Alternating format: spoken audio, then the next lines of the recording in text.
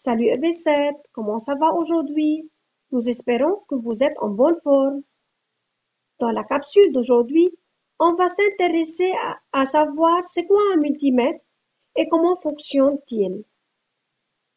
Voilà, un multimètre, il est formé d'un écran, des boutons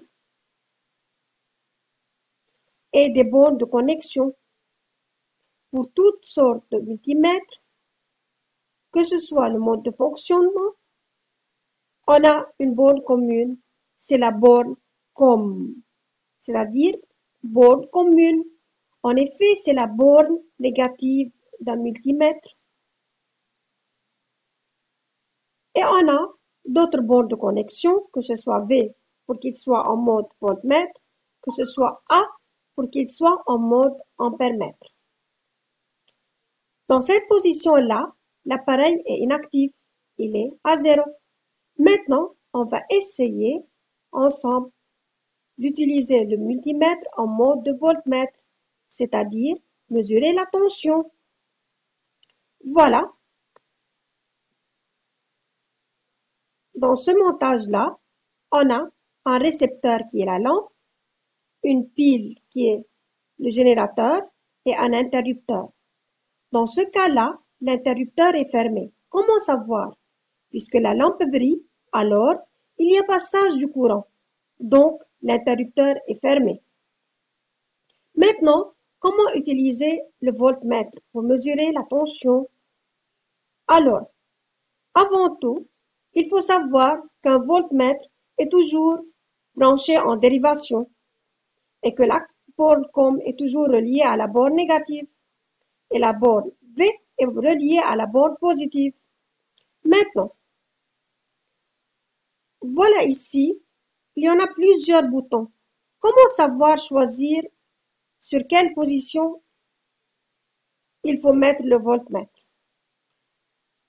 Ces valeurs-là constituent le calibre. Alors, comment choisir notre calibre?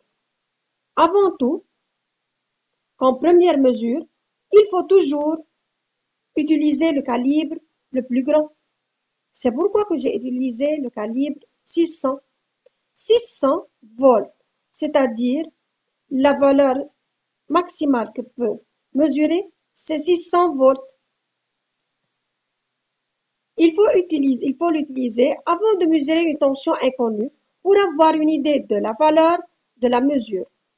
Dans cet exemple-là, on apprend que la tension au bord de la lampe est de l'ordre 4 volts. On apprend donc que le meilleur choix de calibre est 20 volts. Voilà, je veux le mettre sur 20. 20 volts, le calibre 20 volts, c'est-à-dire on peut mesurer toutes les tensions inférieures à 20 volts. C'est le calibre qui donne la meilleure précision dans ce cas-là. Il a 3 chiffres significatifs. On lit ici la valeur de la tension sur l'écran. La valeur affichée sur l'écran est 4,27 volts. Alors, la tension au bord de la lampe est égale à 4,27 volts. Je veux maintenant schématiser mon circuit. Il est formé d'une pile, voilà ma pile, un interrupteur fermé, d'une lampe. Comment maintenant brancher le voltmètre? Il faut toujours brancher le voltmètre en dérivation. Et puisque ici, le voltmètre mesure la tension de la lampe, alors c'est pourquoi que j'ai branché le voltmètre au bord de la lampe, de sorte qu'il soit en dérivation que COM est relié à la borne négative. On remarque que COM est relié à la borne négative et que V est relié à la borne positive, comme on a déjà dit. De même ici, sur le schéma, COM est du côté négatif, c'est-à-dire est relié à la borne négative. La valeur affichée ici sur le voltmètre est 4,23 volts. À votre avis, Aurions-nous pu placer le sélecteur sur le calibre de volts? Non, sûrement non. Pourquoi? Car ce calibre-là de volts peut mesurer une tension maximale de volts. Et on sait déjà que la valeur est à peu près 4 volts. Alors, on ne peut pas mettre le calibre sur 2 volts. Le calibre doit être légèrement supérieur de la valeur utilisée. Alors, le voltmètre est branché en dérivation. Il sert à mesurer la tension au bord de dipôle. Il est formé de deux bornes, la borne COM qui est reliée à la borne négative et la borne V qui est reliée à la borne positive. Maintenant, on va mesurer l'intensité qui traverse la lampe. Alors, le multimètre doit être utilisé en mode d'ampère-mètre. Je veux utiliser le multimètre en mode ampère-mètre. Maintenant, déjà on a dit que la borne COM est la borne commune et cette borne est reliée toujours à la borne négative.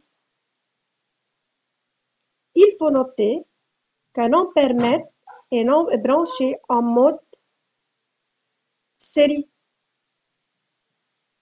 Dans ce cas-là, l'interrupteur est ouvert. Comment savoir? Puisque la lampe ne brille pas, alors il n'y a pas passage du courant, alors l'interrupteur est ouvert. Maintenant, je veux fermer l'interrupteur et voilà la lampe qui brille. Regardons ensemble.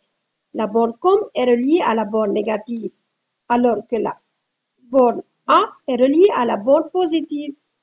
L'ampère-mètre affiche 0,18 ampères.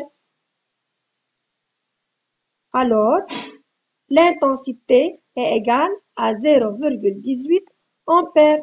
De même, il faut toujours choisir le calibre le plus proche mais légèrement supérieur.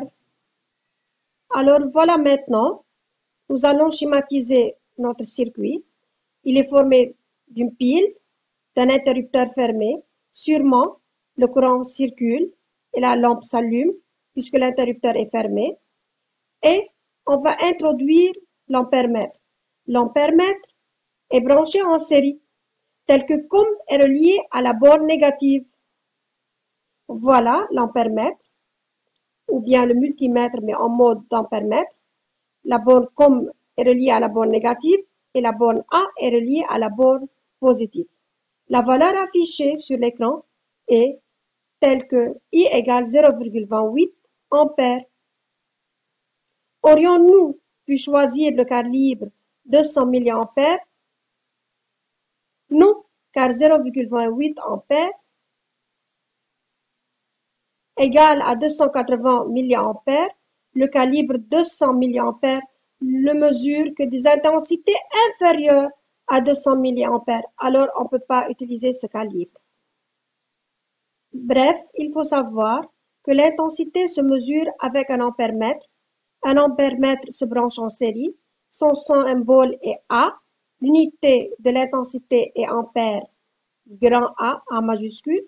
On utilise aussi le milliampère et 1 ampère est égal à 1000 milliampères. De même, il faut savoir que la tension se mesure avec un voltmètre. Un voltmètre se branche en dérivation, tel que COM est relié à la borne négative. Son symbole est V. L'unité de la tension est le volt, V majuscule. On utilise aussi le millivolt, tel que 1 volt est égal à 1000 millivolts. Alors, ce fabuleux appareil est très essentiel dans la mesure des grandeurs en électricité. Merci EV7 et à la prochaine.